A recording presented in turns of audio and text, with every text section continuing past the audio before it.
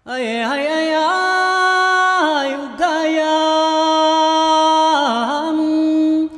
kalayaman, ugayam, kalayaman.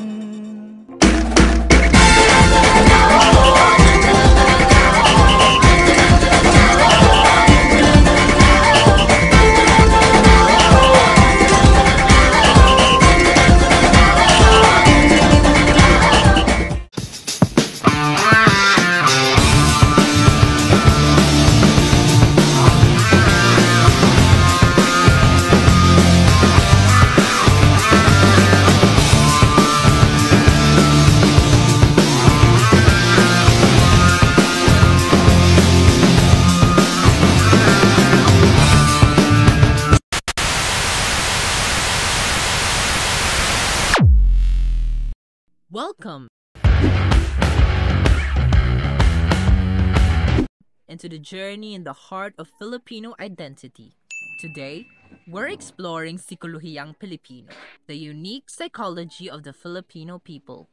The Philippines, a nation of over 7,000 islands, boasts a rich history and diverse culture.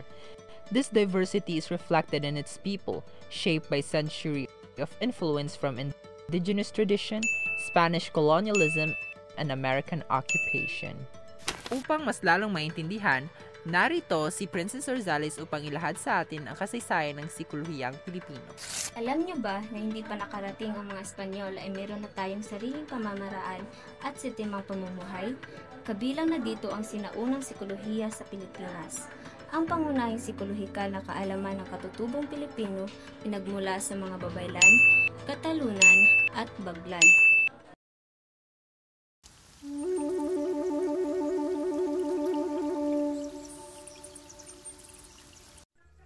Kilala ang babaylan bilang unang psikolohikang Indio kung saan isinasagawa ang mga kilos gaya ng paggamit ng mga halaman para sa panggamot. At kilala rin bilang nagsasagawa ng iba't ibang ritual para sa iba't ibang layunin tulad ng pagpapagaling, pag-aani, pangangaso, at pagpapatawad sa mga sala.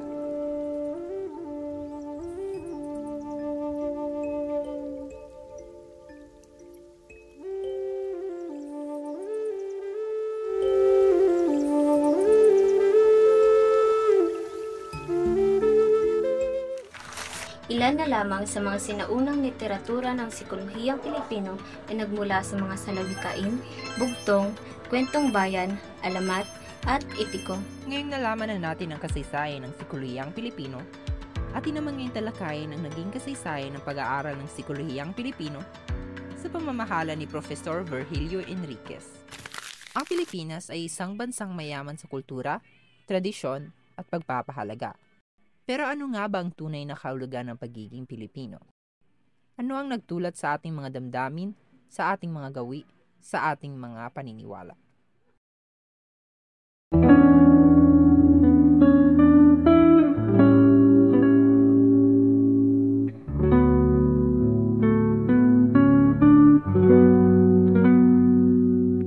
Si Dr. Virgilio Enriquez, isang kilalang Pilipinong psikologo, ay nagbigay ng sagot sa mga katanungang ito.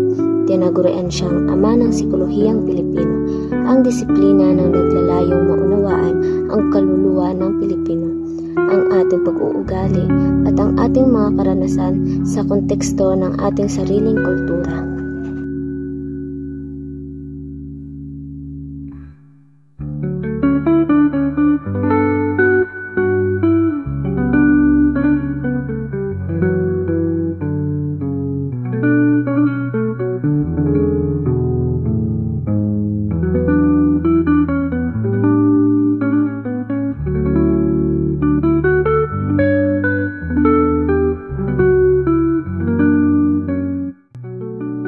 Ako si Virgilio Enriquez.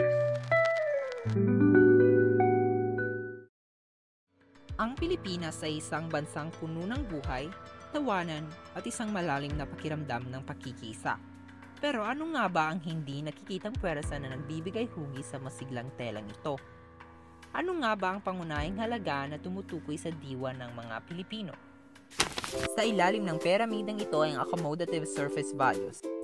ang mga values na madaling makita sa ating pang-araw-araw na pakikipag-ugnayan. Ang mga values na ito ay tulad ng pakikisama, utang na loob, at hiya. Ito ay nagsisilbing gabay sa ating panlipunang pag-uugali at tinitiyak ang maayos na pakikipag-ugnayan.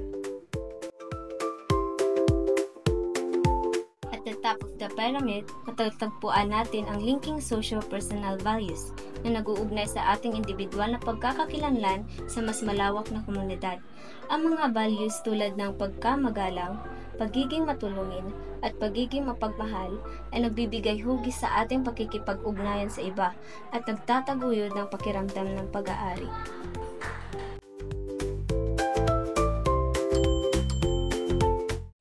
In the heart of the pyramid, makikita natin ang pivotal interpersonal values. Ito ay tumutukoy sa ating mga pangunahing paniniwala at nagsisilbing gabay sa ating moral na kompas. Ang values tulad ng pakikiramdam ay bumubuo sa pundasyon ng ating etikal na balangkas at nagbibigay hugis sa ating pakikiramdam ng tama at mali.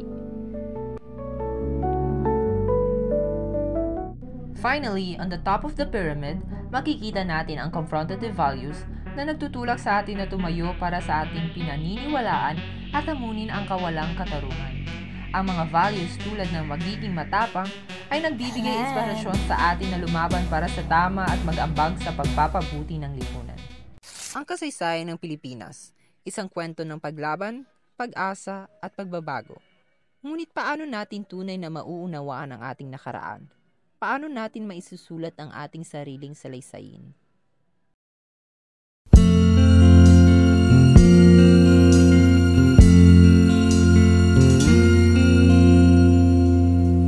Ang pag-ibig ay sadyang ganyan, tiwala sa isa't isa'y kailangan.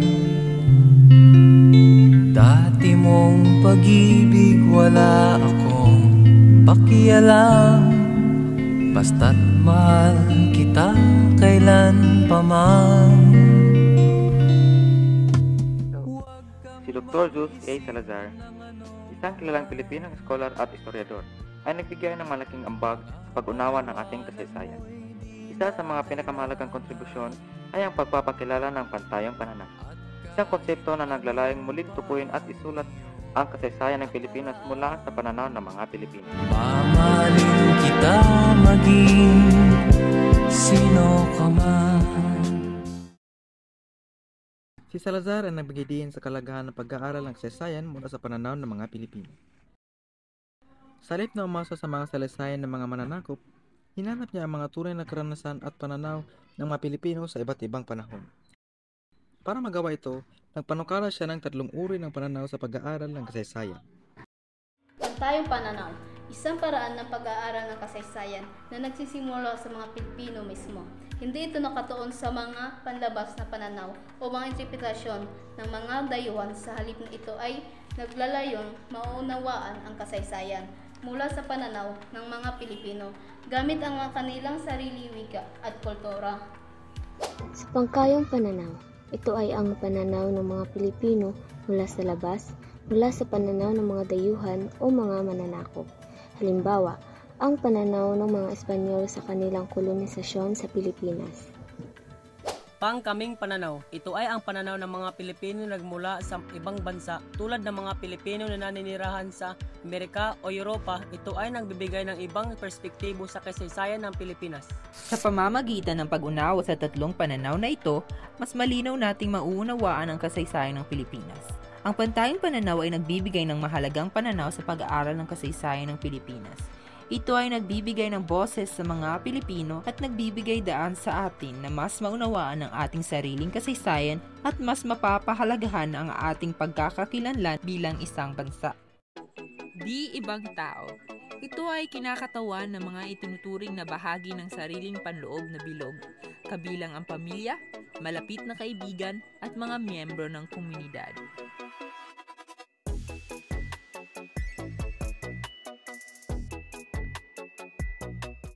Ibang tao. Ito ay tumutukoy sa mga taong hindi kilala o nasa labas ng sariling bilog panlipunan.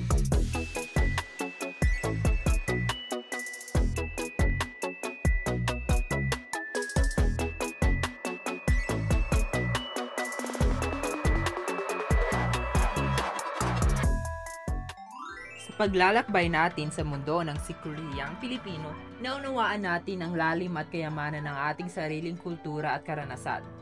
Patuloy natin tuklasin ang ating mga pagkakakilanlan at magsikap para sa mas malalim na pag-unawa sa ating sarili at sa ating kapwa. Maraming salamat sa panonood.